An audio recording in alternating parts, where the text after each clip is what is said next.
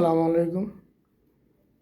আমার অনেকেই বলে যারে এই পাখি, তারপরে ওই যে কুড়িয়া মাছ, কবুতর, এগুলা পাইলে লাভ কি?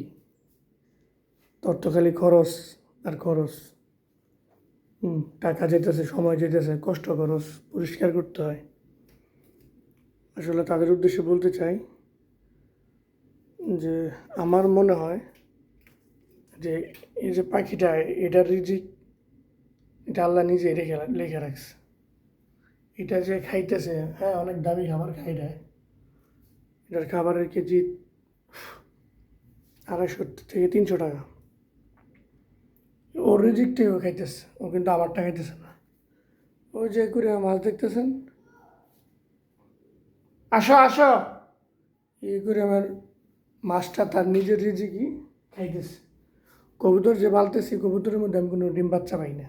হুম, কিন্তু খাবার দিয়ে খুব ভালো খাবার, খাবারের মধ্যে কোনো ছয় নয় করি না।